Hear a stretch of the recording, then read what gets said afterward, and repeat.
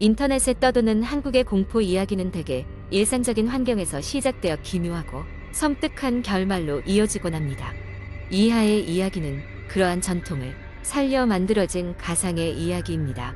나는 그날따라 피곤한 몸을 이끌고 조금 일찍 퇴근할 수 있었다. 한동안 프로젝트 때문에 야근이 계속되었다. 터라 오랜만에 집에서 여유를 즐길 생각에 들떠 있었다. 택시를 타고 집으로 향하는 길, 비가 부슬부슬 내리기 시작했다. 차창 밖으로 흐르는 빗줄기를 바라보며 피곤함에 조금씩 눈이 감겼다. 집에 도착했을 때는 어느새 저녁 8시가 넘어 있었다. 비는 여전히 내리고 있었고 나는 우산을 챙기지 않아 택시에서 내리는 순간부터 빗속을 달려 현관문으로 향했다. 현관문을 열고 들어서며 축축해진 옷가지들을 벗어 세탁기에 넣었다. 얼른 샤워를 하고 따뜻한 차를 마시고 싶은 마음이 간절했다. 샤워를 끝내고 부엌으로 나와 뜨거운 차를 준비했다. 갑자기 스르륵 부엌 창문 쪽에서 소리가 들려왔다. 순간적으로 몸이 굳었다. 바람 소리겠지 생각하며 안정을 찾으려 했지만 그 소리는 분명 무엇인가 문을 긁는 듯한 소리였다. 나는 조심스럽게 창문 쪽으로 다가갔다. 창밖은 컴컴하고 비는 여전히 내리고 있었다. 아무것도 없다는 것을 확인한 후 다시 제자리로 돌아와 뜨거운 차를 한 모금 마셨다. 그때 핸드폰이 울렸다. 화면에는 차은아라는 이름이 떠 있었다. 은하는 얼마 전부터 취미로 카메라를 배우기 시작한 내 친구다. 나는 통화를 받았다. 야, 너네 집 근처였는데 잠깐 들러도 돼? 은하가 이 동네에 온 적은 거의 없어서 조금은 의아했지만 반가움이 먼저였다. 응? 올라와. 내가 차 끓여놓을게. 잠시 후 띵동 초인종이 울렸다.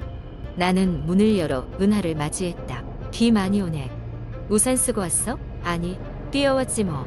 은하는 젖은 머리를 툭툭 털며 웃었다. 은하와 마주 앉아 이런저런 이야기를 나누던 중 은하가 갑자기 심각한 얼굴로 말했다. 여기 오는데 이상한 사람이 따라오는 것 같아. 진짜? 너 혼자 왔어? 근데 좀 이상한 기분이 들어서 아무리 생각해도 쫓아온 것 같아. 내 눈은 저절로 현관문 쪽으로 향했다. 문은 분명히 잠겨 있었다.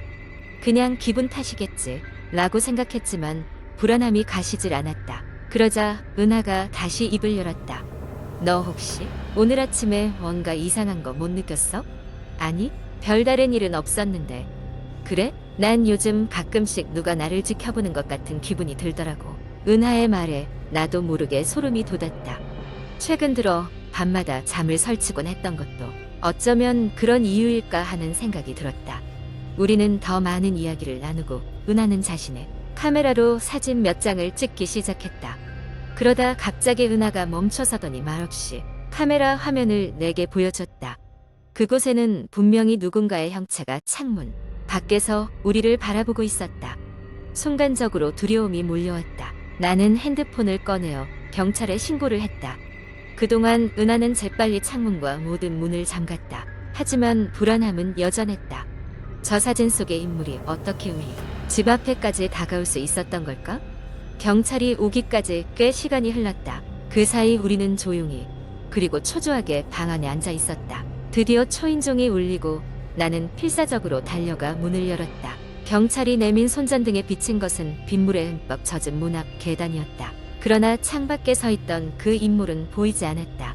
조사를 끝낸 경찰은 수상한 점은 발견할 수 없었지만 혹시 무슨 일이 생기면 언제든지 연락하라고 했다. 경찰이 떠난 후 은하도 조심스럽게 집으로 돌아갔다. 집에 홀로 남아 문을 단단히 걸어 잠갔지만 그날 밤은 도저히 잠을 이룰 수 없었다. 다음 날 아침 문 앞에는 작은 쪽지가 놓여 있었다. 너를 항상 지켜보고 있어 라는 짧은 문구가 적혀 있었다. 나는 그제서야 깨달았다. 그날 밤 비 속에서 들려오던 창문 긁는 소리는 우리의 상상이 아니었다. 그리고 그것이 그날 밤의 끝이 아니었음을. 두 번째 이야기.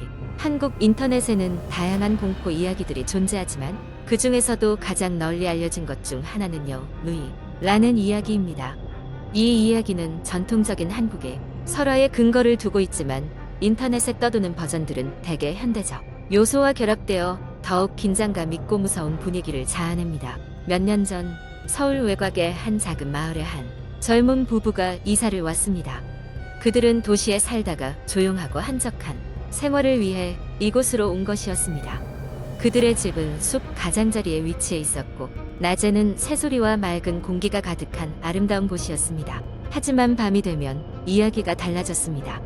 숲은 어두워지고 나무 사이로 스산한 바람이 불며 오싹한 느낌을 자아냈습니다. 어느 날 밤 아내는 남편에게 숲속에서 이상한 소리를 들었다고 말했습니다. 그것은 마치 누군가 가냘픈 목소리로 속삭이는 듯한 소리였습니다. 남편은 아내의 말을 듣고는 잠시 귀를 기울였지만 아무 소리도 들리지 않았습니다. 남편은 아내를 안심시키고는 아마 바람 소리나 동물이 내는 소리일 거야라고 말하며 잠에 들었습니다. 하지만 그로부터 며칠 후 아내는 또다시 그 소리를 들었습니다. 이번에는 더욱 분명하게 들렸습니다. 그 소리는 자신을 불러내는 것 같았습니다. 불안해진 아내는 그날 밤새대로 잠을 이루지 못했습니다. 대신 남편에게 이 사실을 다시 이야기했고 이번에는 남편도 긴장하기 시작했습니다. 다음 날 밤 이번에는 남편이 기이한 꿈을 꾸었습니다. 그는 꿈속에서 숲속 깊은 곳으로 들어갔고 거기서 아름다운 여우를 보았습니다. 여우는 그의 눈앞에서 사람의 모습으로 변신하더니 그에게로 와서 속삭였습니다. 나를 따라오세요. 그 목소리는 부드럽지만 단호했습니다. 남편은 그 목소리에 홀려 여우를 따라가고 싶었지만 꿈속에서 문득 깨달음을 얻고는 저항하기 시작했습니다. 그 순간 꿈에서 깨어났고 이마에는 식은땀이 가득했습니다. 이상한 꿈 이야기를 들은 아내는 이 모든 것이 단순한 우연이 아닐지도 모른다는 생각이 들었습니다. 그들은 이 마을에 대해 좀 더 알아보기로 했습니다. 마을의 연장자들을 찾아가 이야기하던 중 그들은 이 마을에 전해 내려오는 전설적인 이야기를 들었습니다. 전설에 따르면 오래전 이 마을 숲속에서 살던 한 구미호가 사람들을 홀려 자신의 세계로 데려갔다고 했습니다. 그 후 마을 사람들은 밤의 숲 근처에 가지 말라는 경고를 남겼지만 시간이 흐르면서 잊혀져 갔다는 것이었습니다. 부부는 전설이 사실일지도 모른다는 공포에 휩싸였고 이를 무시하기로 하지 않았습니다. 그들은 도시에 있는 친척 집으로 당분간 피신하기로 결정했습니다. 마을 곁을 떠나기 전 그들은 숲 앞에 작은 제단을 만들어 놓고 숲의 영혼에게 그동안 불편을 끼쳐서 죄송하다고 빌었습니다. 도시에서 지내는 동안 그들은 더 이상 이상한 소리도 꿈도 꾸지 않았습니다. 몇 달 후 그들은 다시 그 마을로 돌아올 수 있었지만 이번에는 보다 신중한 마음가짐으로 살아갔습니다. 밤마다 그들은 숲에 들어가는 것을 피하고 만일을 대비하여 집 주변에 불을 밝혀놓았습니다. 이후로 그들은 다시는 아무 이상한 일도 겪지 않았고 마음 놓고 그곳에서 평화로운 나날을 보냈습니다. 하지만 여전히 그들 마음속 깊이에는 그날의 경험이 남아 있었으며 마을 전설의 진실 여부에 대해 고민하곤 했습니다. 그렇게 시간이 흘러 주변 숲도 역시 변함없이 그 자리에 남아 있었습니다. 때론 바람에 나무들이 흔들리면 여전히 가끔씩 그날 밤이 떠오르곤 했지만 부부는 그저 서로에게 더 큰 의지와 사랑을 확인할 수 있었음에 감사했습니다.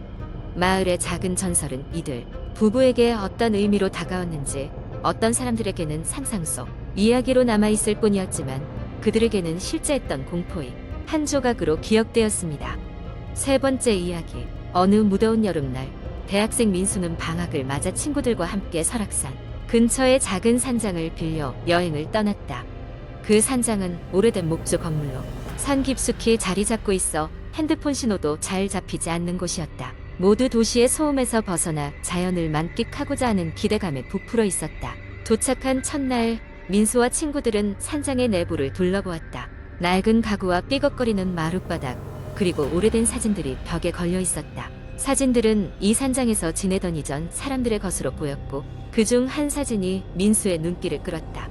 사진 속 인물들은 무표정한 얼굴로 서 있었고 그중 한 여자는 긴 머리를 늘어뜨린 채 민수를 바라보는 듯했다. 민수는 잠시 섬뜩한 기분이 들었지만 곧 대수롭지 않게 넘겼다. 저녁이 되어 친구들은 모닥불을 피우고 둘러앉아 도시에서는 경험할 수 없는 고요한 밤을 즐겼다. 하지만 그 고요함은 오래가지 않았다. 산장 정원에서 갑작스러운 발자국 소리가 들려왔고 그 소리는 점점 산장 쪽으로 가까워졌다. 민수의 친구들은 장난치지 말라며 서로를 의심했지만 모두 있는 자리에서 꿈쩍도 하지 않았다. 민수는 손전등을 켜고 산장 주변을 살폈지만 어둠 속에서는 아무것도 보이지 않았다. 이상한 기분을 떨칠 수 없었던 민수는 그날 밤 좀처럼 잠들지 못했다. 무엇인가에 홀린 듯 자꾸만 그 낡은 사진 속 여자의 얼굴이 떠올랐다. 민수는 다시 한번 사진을 보러 거실로 향했다. 그런데 이상하게도 사진 속 여자의 머리카락이 조금 더 흐트러져 있는 듯 보였다. 이건 말도 안 돼. 민수는 속으로 중얼거리며 사진을 자세히 살폈다. 순간 갑자기 방 안의 온도가 급격히 떨어졌다. 소름이 돋은 민수는 몸을 움츠렸고 등 뒤에서 한기가 느껴졌다. 민수는 두려움에 사로잡혀 등 뒤를 돌아보지 못한 채 그 자리에 얼어붙어 있었다. 그때 민수의 등 뒤에서 낮고 가늘게 읊조리는 소리가 들려왔다. 돌아와. 민수는 용기를 내어 천천히 고개를 돌렸다. 그 순간 민수는 자신의 눈앞에서 상상조차 할 수 없는 광경을 마주했다. 사진 속 여자와 똑같이 생긴 여자가 거실 한가운데 서 있었다. 그녀는 민수를 바라보며 하얀 얼굴을 들어 올렸다. 그러나 그녀의 눈은 온통 새까맣고 입가에는 섬뜩한 미소가 걸려 있었다. 민수의 몸은 거부할 수 없는 공포에 휩싸였고 그는 비명을 지르며 뒷걸음질 쳤다. 친구들이 민수의 비명 소리에 깨어났고 불이 켜지자 이상한 여자는 자취를 감추었다. 모두가 혼란스러워하는 가운데 민수는 겨우 정신을 차리고 친구들에게 자신이 본 것을 설명했다. 그러나 친구들은 믿기 어려워하며 그저 피곤과 스트레스 때문일 거라며 민수를 진정시켰다. 다음 날 아침 민수와 친구들은 서둘러 산장을 떠나기 위해 짐을 쌌다. 그리고 산장의 주인에게 전 날밤의 일을 이야기하던 중 주인은 몹시 놀라며 말했다. 그 사진 속 여자는 이 산장에서 오래전 실종된 주인의 딸입니다. 그녀는 산장에서 자취를 감춘 이후 아무도 찾을 수 없었죠. 가끔 이 산장에서 그녀를 봤다는 사람들이 있었지만 모두 단지 기분 탓일 거라 여겼습니다. 민수와 친구들은 그 이야기를 듣고 몸서리쳤다. 산장을 떠나며 민수는 다시는 그곳에 돌아가지 않겠노라 결심했다. 돌아가는 길 그들은 핸드폰 신호가 잡히자마자 안도의 한숨을 내쉬었다. 하지만 민수는 여전히 그 여자의 새까만 눈동자와 섬뜩한 미소가 잊혀지지 않았다. 그 사건 이후로 민수는 산에 고요한 밤을 다시는 무섭게 느끼지 못했다. 그리고 종종 그날 밤의 경험이 단순한 환상이었기를 바라면서도 한편으로는 진짜였음을 어딘가에서 알고 있는 듯한 기분에 사로잡히곤 했다. 모든 것이 현실과 같은 악몽일 뿐임을 희망하면서도 그날 밤의 장면이 떠오를 때면 자신도 모르게 주위를 둘러보곤 했다.